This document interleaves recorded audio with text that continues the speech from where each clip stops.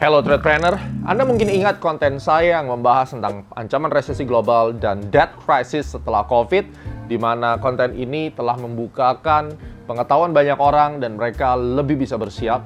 Dan kali ini, mungkin Anda sudah menunggu kapan big restart yang ketiga akan keluar. Sebentar lagi, tapi ini adalah konten pengantarnya, kita akan membahas tentang hutang. Hutang Indonesia telah naik 3 kali lipat sejak tahun 2014.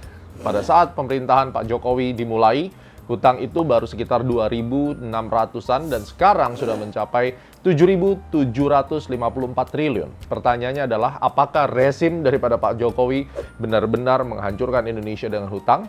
Ini mungkin ada di pikiran banyak orang, dan banyak orang yang juga berkata bahwa seharusnya tidak perlu berhutang. Seharusnya Indonesia bisa menggunakan sumber daya alamnya dan lain-lain untuk membangun negara ini. Atau bahkan banyak yang bercerita tentang hutang digunakan tidak efisien, di mana membangun infrastruktur yang sia-sia, lebih baik hutang itu dipakai untuk menghidupi banyak orang. Nah, ini adalah saatnya kita membahas hutang yang lebih dalam. Salah siapa sebenarnya semua ini? Bagikan buat yang lain, let's get started. Anda pasti bertanya, sebenarnya hutang yang dibuat oleh pemerintah itu sebenarnya dibuat apa sih? Nah, perlu kita ketahui bahwa hutang yang beribu-ribu triliun ini sebenarnya kalau kita lihat makin membengkak juga setelah adanya COVID-19. Karena COVID-19 ini sangat membutuhkan dana pemerintah untuk memberikan subsidi, kemudian penanggulangan bencana, dan seterusnya. Tetapi pada umumnya, hutang yang digunakan oleh pemerintah Indonesia ini untuk pembangunan. Jadi kalau Anda masih ingat zaman Pak Soeharto, dulu sampai disebut Bapak Pembangunan Indonesia, Soekarno-Hatta Airport itu pertama kali dicanangkan dibangun oleh Pak Harto dengan visionernya beliau. Dan kali ini Pak Jokowi juga saya pikir memiliki kemampuan untuk melihat masa depan yang jauh sekali. Nah, kita bahas nih. Sekarang kalau kita bicara tentang pembangunan, apa saja sih pembangunan yang sudah terrealisasi di Indonesia?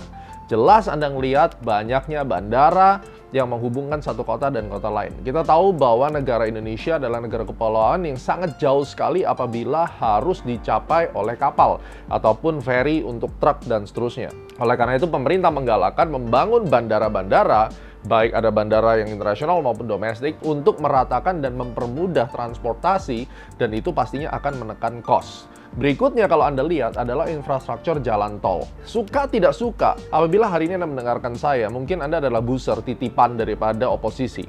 Tapi kita semua pasti punya hati nurani, karena saya percaya manusia pada dasarnya baik. Tanyakan hati nurani Anda ketika Anda mudik lebaran. Dengan adanya jalan tol yang dibangun oleh Pak Jokowi, apakah Anda merasa nyaman dibandingkan sebelumnya tidak ada jalan tol? Jalan tol yang ada di Indonesia yang begitu banyak diinvestasikan, ribuan triliun mungkin, sebenarnya kalau kita melihat kenapa harus melakukan itu? Coba kita pikir. Masalah terbesar dari Indonesia adalah ketika terjadinya current account deficit seperti tahun 2013. Ketika produktivitas rendah, akhirnya kita jarang ekspor, kita lebih banyak mengimpor, dan ini membuat kita lebih banyak menukar mata uang rupiah kita dengan US dollar ataupun dengan yuan China. Yang akhirnya rasio antara ekspor dan impor itu menjadi timpang, lebih kebanyakan importnya, ujung-ujungnya rupiah makin melemah dan harga-harga makin naik, dan pada akhirnya Anda akan merasakan yang namanya trade deficit yang terjadi di Indonesia pada saat itu. Nah, dengan melihat fenomena ini, maka pemerintah memutuskan yang harus dibenahi di Indonesia adalah infrastruktur untuk memangkas yang namanya delay atau keterlambatan dari pengiriman barang, dari harga yang tinggi akibat jarak yang susah ditempuh, sehingga production cost menjadi rendah. Kalau production cost menjadi rendah, Anda bisa lihat hasilnya. Ketika Amerika menjadi inflasi yang begitu besar, coba lihat inflasi Indonesia. Tidak begitu signifikan inflasinya, walaupun barang-barang yang diimpor setelah COVID itu harganya naik karena industri di dalam negerinya sangat-sangat terbantu dengan infrastruktur.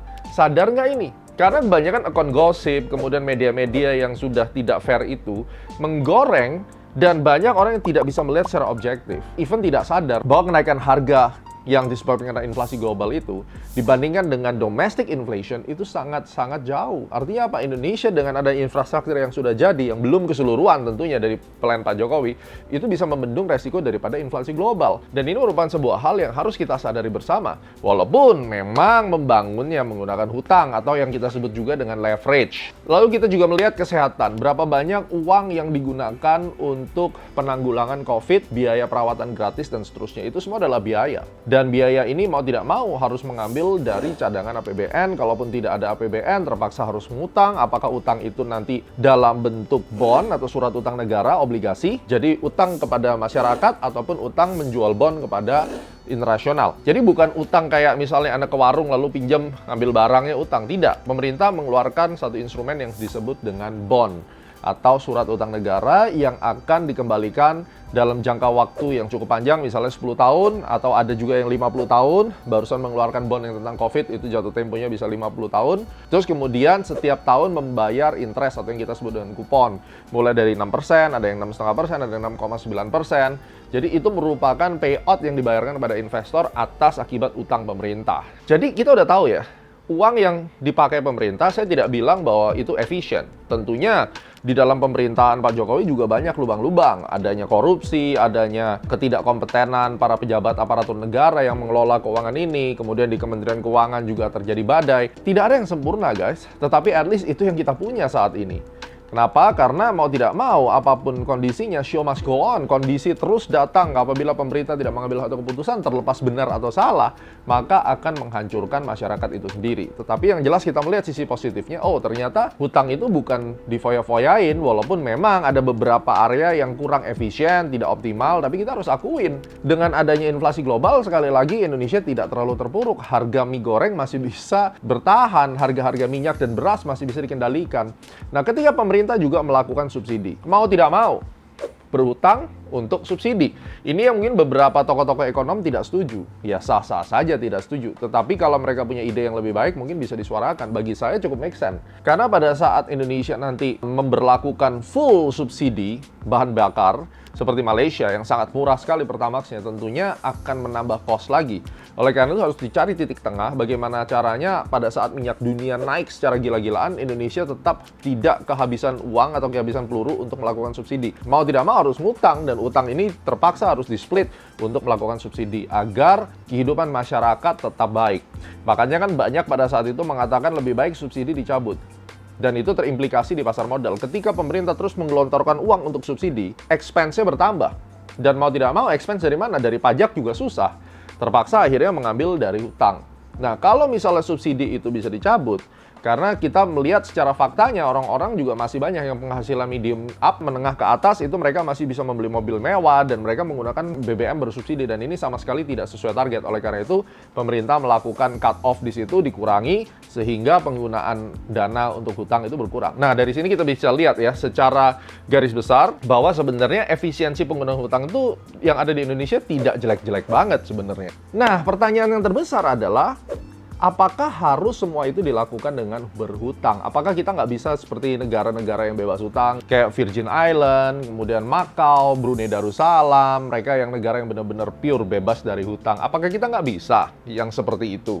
Dan saya mengerti sekali perasaan masyarakat, termasuk saya sendiri, ketika kita melihat fenomena-fenomena yang unik, aparat negara yang jelas-jelas mereka miskelola daripada dana ini, ya, kemudian digunakan untuk korupsi, kemudian korupsi itu dari berbagai aspek, termasuk bansos pun dikorupsi, tentunya kepercayaan publik ini akan menurun.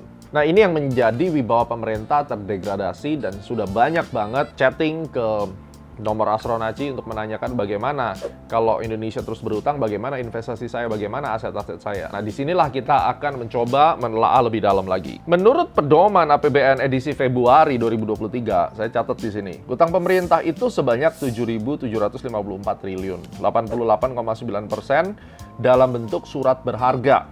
Ya, surat berharga negara seperti tadi saya jelaskan obligasi, dan 11,1% itu berbentuk pinjaman direct. Nah, artinya lebih dari 6.890-an triliun utang negara Indonesia itu berbentuk surat hutang negara atau SUN atau obligasi yang bisa dimiliki saya dan Anda. Artinya Anda juga bisa beli ke bank yang namanya obligasi ini untuk kita miliki bersama. Terus kita lihat lagi SBN domestik itu kurang lebih sekitar 5.519 triliun yang terdiri dari dua sumber, guys. Ada surat utang negara 4.480 triliun dan surat berharga syariah sebesar 1.038 triliun. Ini breakdown-nya. Sedangkan jumlah hutang pemerintah dalam bentuk falas atau valuta asing atau forex gitu, bukan berarti pemerintah trading forex ya.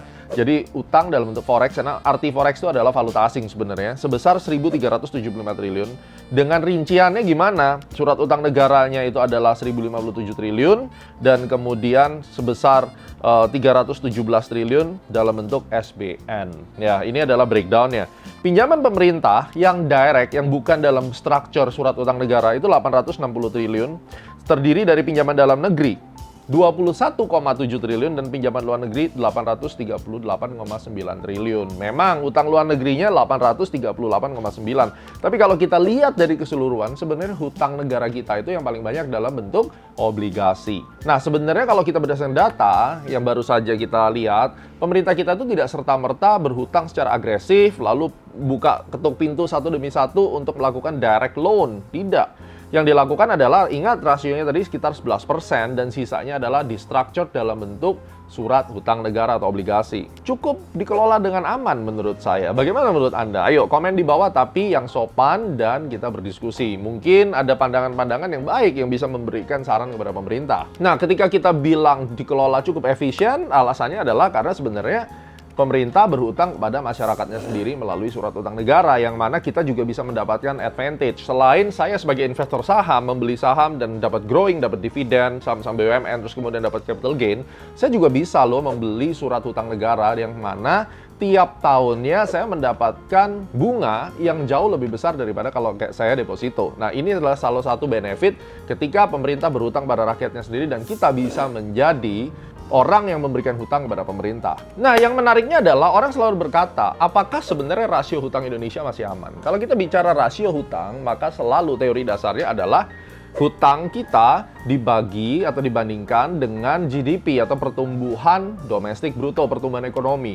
Nah, aturan di negara kita kan sekitar 60-an%. Data saya mencatat bahwa hutang kita di Indonesia ini kurang lebih sekitar 38,5%. Jadi kalau kita lihat secara limitasinya, harusnya masih ada ruang lagi sebenarnya Indonesia untuk berhutang lagi. Masalahnya bisa bayar atau tidak. Nah, ada beberapa catatan di sini yang perlu Anda ketahui. Satu, banyak ekonom mengatakan bahwa memang secara rumus adalah hutang itu dibagi atau dibandingkan kepada GDP atau PDB. Tapi untuk Indonesia tidak relevan. Nah, saya nggak ngerti yang menurut mereka relevan apa, apakah sudah diuji secara saintifik. Tetapi ada hal yang menarik di sini. Anda perlu perhatikan bahwa salah satu konsep dari MMT, ya mereka beberapa penganut MMT itu juga ada di The Fed pada dasarnya. Dan tahun 2017 kalau tidak salah, di dalam konferensi tentang Great Depression, itu salah satu, ada dua ekonom yang memberikan pertanyaan yang menarik. Kalau seandainya sebuah ekonomi pertumbuhannya bisa naik akibat diberikan hutang, di mana banyak yang mengatakan Indonesia seperti itu juga. Kalau seandainya pertumbuhan ekonominya lebih tinggi daripada interest rate yang harus dibayarkan, kenapa nggak terus berhutang? Masuk akal nggak nih? Ya, ketika pertumbuhan ekonomi secara persentase lebih tinggi daripada interest rate-nya, ya kenapa nggak berhutang? Ini kan terjadi juga kayak misalnya kita di saham, kita beli saham, kita dikasih hutang katakan 16,5% setahun margin. Ternyata saham kita naik 30-50% setahun. Ya kenapa kita nggak terus menggunakan margin? Pada dasarnya kan itu yang terjadi. Ini menarik gitu. Bahwa untuk negara-negara yang memiliki interest rate rendah seperti Amerika, tentunya hutang itu tidak akan menjadi masalah. Mau berapa besar pun Anda berhutang, selama growth daripada ekonominya itu bisa membayar hutangnya, maka hutang sah-sah saja. Makanya kalau Anda lihat di negara-negara besar, itu rasio hutang ke GDP-nya luar biasa. Di Amerika rasionya bisa mencapai 124% lebih daripada GDP-nya. Artinya apa? Sebenarnya timpang. Nah, ini karena negaranya low rate. Saya mau lihat dulu. Saya punya catatan untuk Jepang. Di Jepang itu juga demikian. Jepang itu kurang lebih 234% dari PDP. Nah, saya lihat catatan saya di Jepang itu malah 234% dari rasio hutang terhadap PDB-nya. Sedangkan di Indonesia sekali lagi cuma 36%. Nah, yang perlu diwaspadai oleh pemerintah menurut saya ada dua. Yang pertama adalah suku bunga atau kupon, karena memang kita portofolionya kurang lebih sekitar 80-an% kan berada di surat utang negara yang mana kita harus membayar yang namanya bunga itu kepada masyarakat. Maka yang kita perlu lihat di sini adalah pemerintah harus melihat apakah suku bunganya cukup tinggi atau tidak. Yang kalau kita lihat sekarang 10 tahun bond pemerintah itu kurang lebih di 6,9 dan kemudian nilai tengah di BI-nya adalah 5,75%. Nah, dari dasar ini kita harus lihat kalau GDP-nya tidak bisa melampaui interest rate-nya, maka hutang ini akan mulai menjadi resiko, tidak seperti Amerika konsep pikirnya. Dan yang kedua, pada saat hutang luar negeri ini kena yang namanya pelemahan rupiah, yang mana kalau kita lihat dari konten saya, rupiah saya prediksi masih terus akan ke 16.200 dan sekarang rupiah masih tetap di 15.000 sampai 15.800 dan mudah-mudahan saya salah.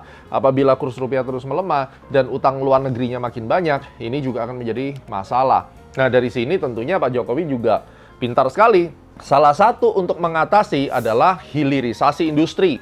Dan bagi saya hilirisasi industri ini merupakan strategi yang tepat. Kenapa? Karena tidak lagi ekspor serta-merta raw material keluar, tetapi diproduksi dulu. Misalnya nikel harus melalui smelter dan kemudian menjadi barang setengah jadi yang akhirnya diekspor dengan harga yang lebih tinggi. Dengan demikian, maka kita akan tetap surplus, kemudian devisa negara akan naik. Dan ini adalah salah satu yang bisa dilakukan untuk mengkompensasi rupiah yang terus melemah karena kenaikan US dollar, atau pada saat kita bisa menjual dengan lebih mahal produksi sumber daya alam kita akan mendapatkan income lebih. Nah, dari sini kan sebenarnya Anda lihat bahwa Pak Jokowi sudah bekerja dari segala aspek, berpikir bersama dengan Pak Luhut, dengan Bu Sri Mulyani untuk menciptakan regulasi yang membuat dirinya dibenci banget sama Eropa kan. Karena mereka maunya adalah kalau bisa dikeruk, dieksploitasi barang-barang yang ada di Indonesia.